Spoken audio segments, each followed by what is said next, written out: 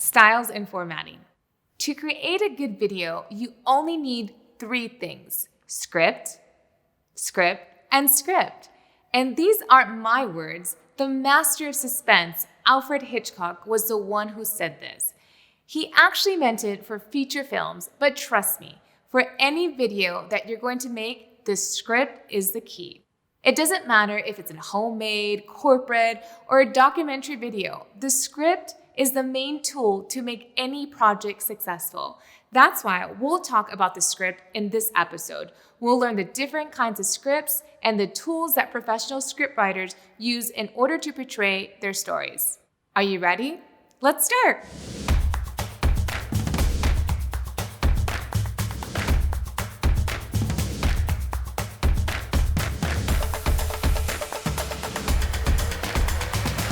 Just like building a house, we need the blueprints from the architect. To make a video, we need a script. A script describes what we want to see and what we want to hear in the video. It's simple as that. However, a script is not a final product. It's a means to an end.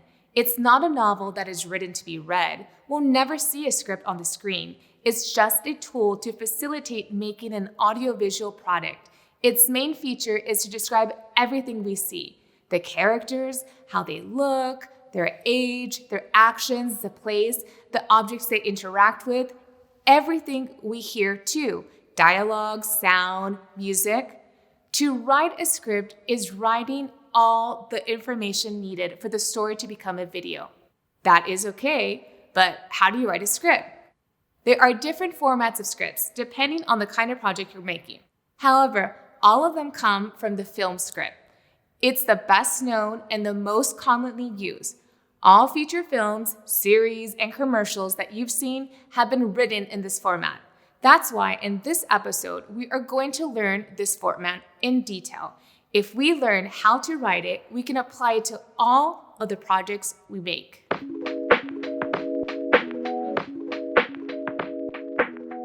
The first and main rule is describing the essentials. It's not a novel, nor does it have literacy ornaments. Because of the specific format, 1 page of a script is equivalent to 1 minute in length of a film. So we can see the approximate duration by just looking at the numbers of pages it has. For example, a 90-page script would involve a movie of approximately 90 minutes long.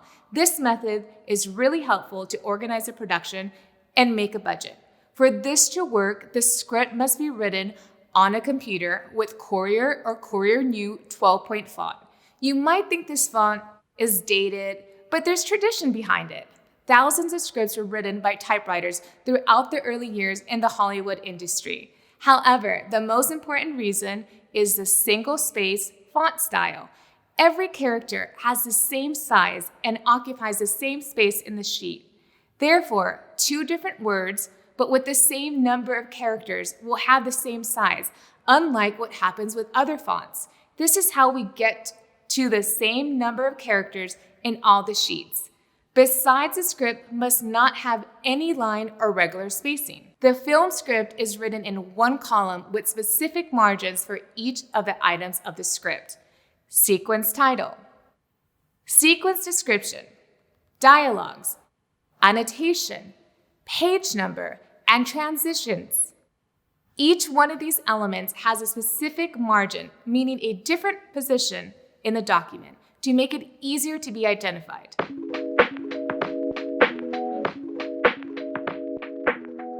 Sequences are dramatic units happening in the same place and time. It's the action taking place in a specific location and a specific time. If we change a location or the time, we must change it to another sequence. The sequence title will always be written in capital letters. It provides clear information about the set requirements and lighting to the producer, as well as the production designer and the director of photography. The title sequence indicates whether the filming will take place in the interior or exterior. So we should write INT or EXT with the 4.3 centimeter in the left margin. Later on, we indicate the name of the set, meaning the specific place where the scene takes place. As an example, you can't write Anna's house. You must be specific about the room the scene takes place in. Therefore, the correct way would be Anna's house, living room. Later will indicate the moment in time of the action, day or night. We can also specify if it's dawn or sunset, but only if it's relevant for dramatic purposes.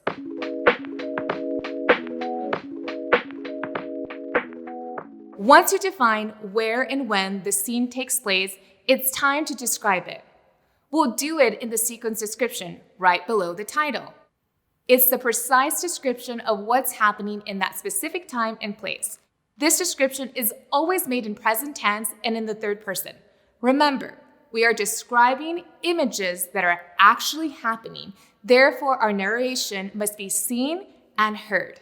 If we want to tell something that has already happened or something that will happen, we should write new sequences and present tense, labeling flashback for past or flash forward for future acts. This specification will be placed right after the sequence title, between parentheses and in capital letters. The sequence description usually has an established order when presenting the information. As a general rule, when introducing a set for the first time, we'll start with the description of the set. If we go back to the same set in another sequence and nothing has happened, modifying the place dramatically, you don't need to describe it again, only if it's necessary dramatically. Once the set is described, you'll introduce the characters present in the sequence. First, the name of the character in capital letters, indicating the age if it's the first time we see them. The age won't be shown again unless it changes throughout the film. This indication will help the production to look for the right actor or actress according to their age described. In case there is special wardrobe or makeup, we should indicate this. But if it's only non-essential, we leave it undefined so the person in charge of wardrobe can make a proposal. If that's the case, we would describe after the age. At last, it won't be necessary to use capital letters when a character is not present in the sequence. This is helpful to identify the actors working in the sequence. Once we already know the set and introduce the characters, we must make a description of the scene. Please remember to write this description in the present tense and in the third person. We'll also have to describe the whole scene we want to be reflected in the story.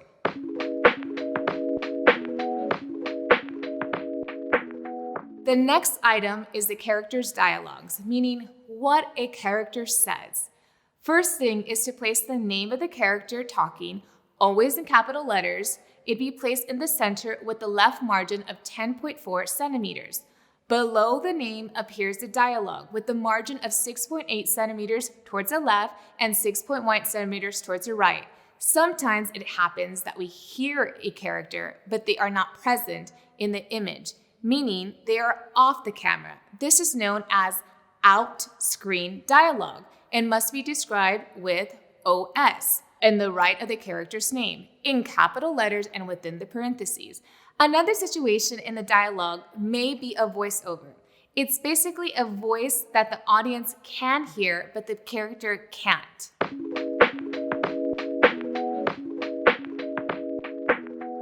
If you need to make some indication of the mood, a dialogue instruction, or if the character is addressing a specific character when talking, an annotation will be added. The annotation will be within parentheses, below the name of the character and above the dialogue, with a left margin of 8.6 centimeters and a right margin of 7.9 centimeters.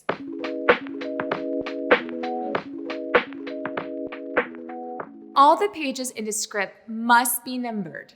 Remember, 1 page equals 1 minute.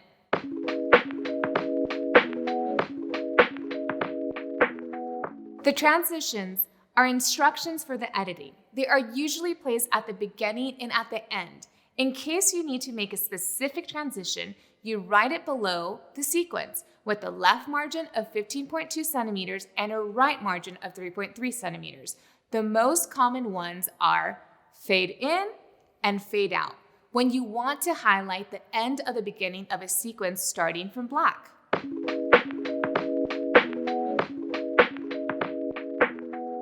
My final recommendations are the following. Write the essential and leave out the unnecessary. A script is not a literature. Use few words and simple phrases. Additional information will increase the pages of the script. It's not necessary to write "we see" or "you see." Remember, we're describing moving images. It's obvious that what you read in the script is what you'll be seeing. About the dialogues, when numbering and mentioning, they must be written in words and not numeric. For instance, writing 1920 is longer than numerically writing 1920. These would be the technical rules to write a script. You already know what margins, font, and letter size to use for the Word documents, but there's an easier way. Simply use already designed programs such as Final Draft and Selp. You can find them on their websites, although you have to buy them to have them. Like we've seen with other programs, they're also free trial versions.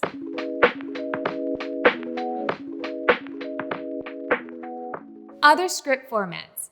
As I mentioned at the beginning, there are other types of scripts that are more suitable depending on the kind of video we're making. For example, the documentary format, also known as the script AV or audiovisual script. This format is more suitable to create documentaries, corporate videos, and media news, although it can be used in production.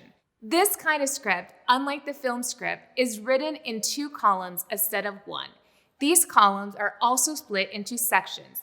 Each section is related to a different scene or sequence. In the left column, the image we're seeing is described briefly. In the right column, we describe the dialogues, voiceover, audio or music that goes along the image. The camera angles, the optical effects, and the background are not described in the script. That's what we use the technical script for.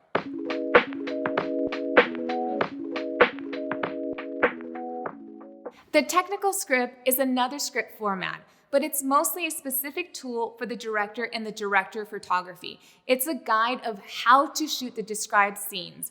Although there is no universal method, as in the film script, there are some essential items it usually holds. In essence, the technical script details all things related to the image being captured by the camera. Therefore, it must describe the specifics of the images being recorded, such as number of shots, type of shot, description of what's within the frame, the camera angles, the camera movement, the lens, and the estimated duration of the shot.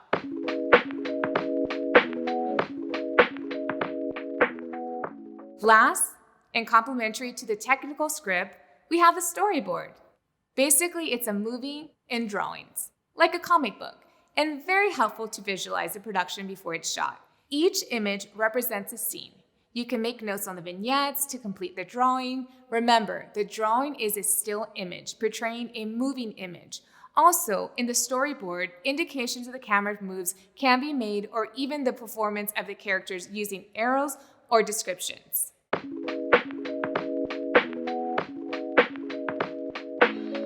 At the end, a script is just a working tool that serves to make all the crew understand the video you want to make. However, if you find another way to express your vision in writing, go ahead. You don't have to use one specific format. The main issue here is that you know how to communicate into words the video you want to make. Remember, scripts are written, not to be read, but to be watched.